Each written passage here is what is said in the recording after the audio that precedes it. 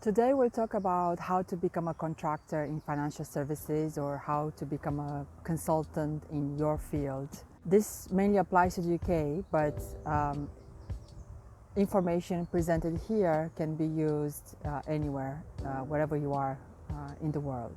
This video is for you if you are currently in a permanent position, in permanent employment, and also it applies to you if you have just finished permanent employment, a permanent role, and you are contemplating whether to get your next role in a permanent position, or you are considering starting work as a consultant, as a contractor, and contemplating what's the best decision for you. And if you were to set up as a consultant, what can you do and how would you go about it?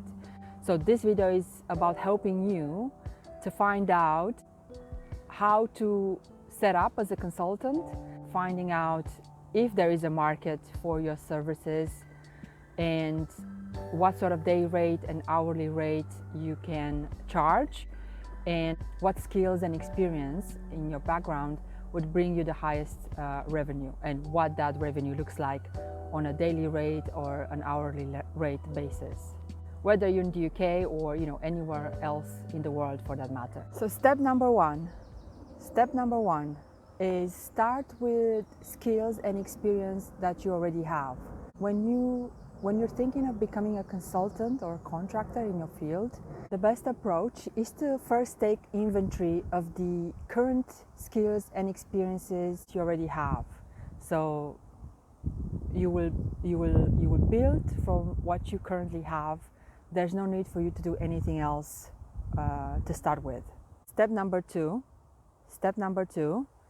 is advertise your CV, post your CV on multiple job boards. I'd say a minimum of 3 to start with, and apply for jobs that pay an hourly rate or a daily rate, and apply to as many as you find relevant in the field you would like to consult, the field you'd like to start working as a consultant or a contractor in. Later on, you will take note of what are the roles that you get calls from agencies, from recruitment agencies and recruiters, asking you for interviews, what sort of day rates or what sort of range for the day rate or the hourly rate. So basically at this point in step number 2, you're only doing the market research, as you were, to find what's the day rate, what's the hourly rate, what sort of jobs you would be most likely to get based on your current skills and experience. Number three is story time. So I'm going to share with you how I started consulting, and the reason I'm sharing this is because I want you to avoid the mistakes I've made, and hoping that you will be able to set yourself up as a consultant or a contractor faster, and learn from my mistakes and don't do what I did.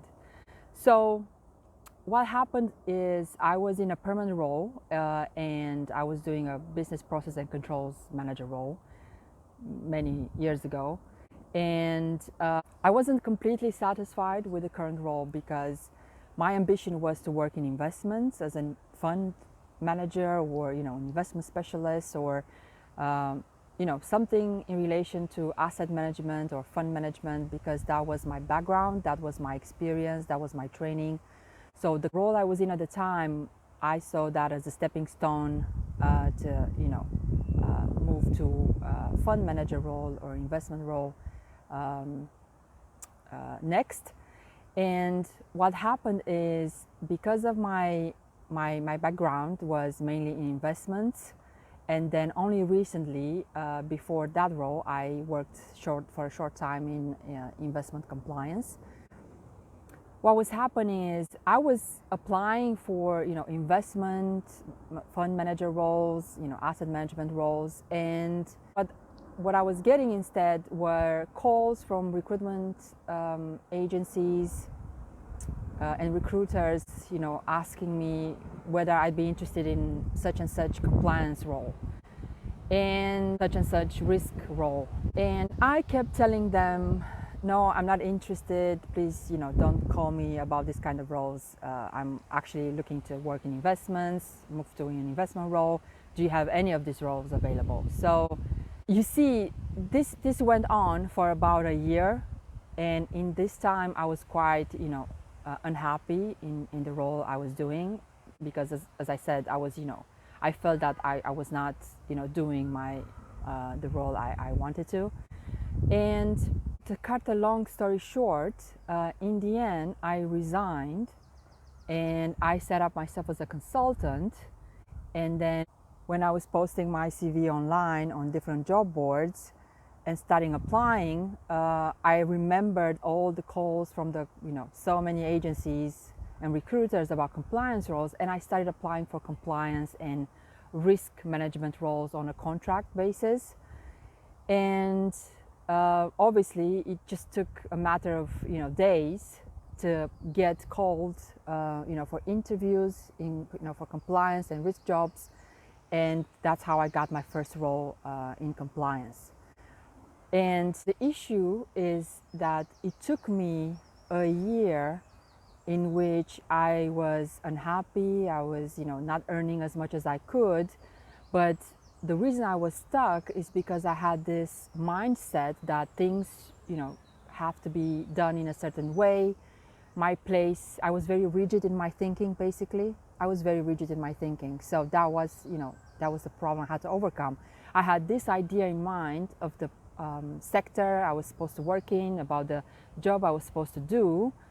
And, I was leaving money on the table. I was saying no to opportunities that basically were blessings for me, for my future. So just to tell you how the story ends, so, since the day I set up myself as a consultant, I've been earning, hundreds of thousands of pounds on a yearly basis for so many years. And then can you imagine comparing that to, continuing working in that, permanent role I was doing at the time, earning just a small fraction of what I could have earned had I started sooner. So take this lesson, don't do like I did, be smarter, be faster, and don't be rigid. Keep a flexible mind, keep an open mind. You may have experiences and skills in your expertise that are literally what employers and hiring decision makers are looking for, and you think of those as not something you like to explore further. But obviously you want to make a profit, you want to increase your earnings, you want to be independent, and it's good to listen to the forces of supply and demand. Basically, you are in a market, you are in the market to find the best revenue for yourself, and it would be wise to listen to where the market takes you. So number four is apply for many roles, many different type of roles that may be connected, or they may be complementary. Apply for a number of roles that you would have an interest in doing, and you have skills and experience to position you as an expert in doing those roles, and apply for a number of those at different levels in terms of day rate and hourly rate, and see which ones you get calls to ask you for an interview, to ask you for more information.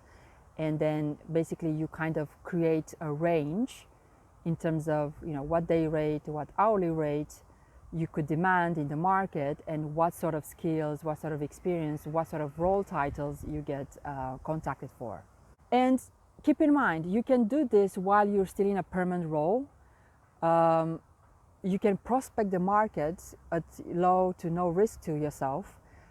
It's just a matter of putting your current position. You can put anonymous, or you can give very limited information as to the sector your current company is operating in, or just you can leave that blank altogether. So you don't necessarily have to disclose you're working at the moment. If you want to keep that anonymous, just to make sure that you can prospect the market safely. Number five, you may sometimes get asked about your current salary if you're still in employment, or your most recent salary if you are in an employment gap. And I want you to know that each time this question is asked is never for your benefit. So it's up to you if you want to answer it or not, but I just want to inform you that you obviously you have your right to decline to answer. And if you do answer, this information is never going to be used for your own good, for your own benefit. It's basically an old practice that sadly still remains in the market, where some of the recruitment agencies and recruiters, they just want to keep candidates pegged to their previous employment and the previous pay in their previous role. And obviously there are many reasons as to why somebody could come from a role that was underpaid, especially if they're a woman, if they're a minority ethnicity, so on and so forth, or just literally different circumstances for men as well as women. And you do not want to propagate or prolong a long practice of you remaining underpaid. So this information should be confidential to you, and it's up to you whether you decide to share it or not. I just wanted you to be aware of this sort of practices. Number 6, in terms of notice. So when you are in a permanent role and you have a notice up to 1 month, it's easy to prospect the market and apply for contract roles, knowing that it's going to be easy for you to give your notice and then start your consulting role without having to have any gap in between, just because it usually takes about a month for all the background checks to come through. And majority, if not all, the companies, no matter how small they are, they may prefer to wait until all the background checks clear, so that they can give you access to their systems, send you a laptop, so on and so forth. If, however, your notice is more than 1 month, say 3 months, 6 months, you can still find possible agencies or hiring decision makers that would wait for you, but that's unlikely. The best way to go about this is perhaps give your notice where you work permanently in a permanent role. Give your notice, and then within the 3 months, 6 months, whatever it takes you to serve your notice, you can actively interview and get your next contract offer. How long it takes to get a contract or a consultant job offer depends on so many factors that sometimes the search, it's hard to predict. Sometimes the search can take a couple of days, a couple of weeks, sometimes a couple of months, until you get the right fit, the right pay, the right role, the right level of seniority. So you cannot really predict how long it's going to take. Before I continue, do me a big favor. If you like this video, please share, like, and subscribe now. That will help me grow my channel organically, and that will be much appreciated. Thank you. Number seven, how you get paid decides how much money you get to keep. So as a rule of thumb, I would say that if you get offered a role that pays an annual equivalent of £200,000 or less, if you're in the UK, then it's more efficient to be paid PAYE or an umbrella rate, and may not be that effective for you may not be that efficient for you to set up a consultancy business or a limited company to charge for your services. Number eight is you need to know that umbrella rates are very misleading, in the sense that they contain the employer taxes on top of your taxes as a contractor, and therefore if you compare a PAYE rate versus an umbrella rate, and they both pay the same level, so say £500, then you're better off with choosing the PAYE day rate, because that would be an accurate day rate, a gross rate that only contains your taxes as a contractor, so that would be national insurance and income tax, whereas the £500 a day umbrella rate will contain your taxes, so national insurance and income tax as a contractor, and on top of that we'll have employer taxes plus a few other things as the apprenticeship levy and the umbrella margin. So be aware of that. Now obviously some organizations, they, the only way they offer consultant pay is through an umbrella day rate. There's no way for you to negotiate. If they are, a larger company, it's likely that's going to be the case. So if that's the scenario, then you'd be better off knowing what would be an equivalent umbrella rate to make sure that you are covered for the employer taxes. So for example, if you normally would charge a £500 day rate under a PAYE day rate, then your equivalent would probably be around, I don't know, £650 per day umbrella rate. So make sure you always adjust the required umbrella day rate if the only way you can work as a consultant for a certain organization is through an umbrella day rate, and they don't offer the choice for a PAYE day rate or a limited company day rate. So the three most known ways to get paid as a consultant here in the UK are PAYE day rates, or umbrella day rates, or limited company day rates. When you have a limited company day rate, that means you have incorporated your consulting, your management consulting business, and you are a director of your own company, and then you can charge for your services through your company. And then obviously that triggers corporation tax and other taxes. Basically, these are the main three ways you can get paid for your services as a consultant in the UK, and maybe similar in other parts of the world as well. Number nine, insurance costs. So business insurance costs. Many consultants or wannabe consultants, many people are concerning themselves with how about your business insurance costs. My experience has been that you don't always require insurance, even when you are set up as a limited company. I only took out business insurance plans when it was required by the organization I was consulting for, and I only took business plans where I could pay on a monthly basis. And if I choose a plan where I pay on a monthly basis, it's because I want to be able to discontinue it on a very short notice at no cost, and also I want to keep the business insurance costs very low. So anything that costs less than £23-25 a month is something that is a good deal. You have to shop around until you find the right deal for you, and remember, always get a monthly plan where you can discontinue whenever you don't need to use it. Number 10 is accountancy costs. So again, if you set up as a limited company, then obviously you will need an accountant, most likely. I mean, I recommend you use an accountant. Even you're accounting yourself, it's good to use an accounting firm, independent accounting firm, to do your accounting and the annual reports. And when you do get an accountant, make sure you get an accountant who, in addition to the financial statements for your company, they can also do your self-assessment, your annual self-assessment. So make sure you get a package that includes these two plans together. Shop around until you get a great price. From my experience, anything like that shouldn't cost more than £1,000 per year. Actually much less than that, and sometimes you get quoted on turnover. So depending on how much annual turnover your company has, then you may be charged on a sliding scale.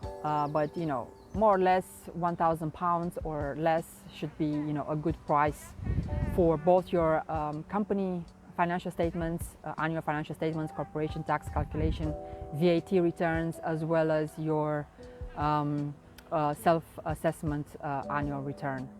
All right, that's all I've got for you today. Hope you enjoyed this. If you did, please share, like, and subscribe, and I'll see you again in one of my next videos soon. Bye for now.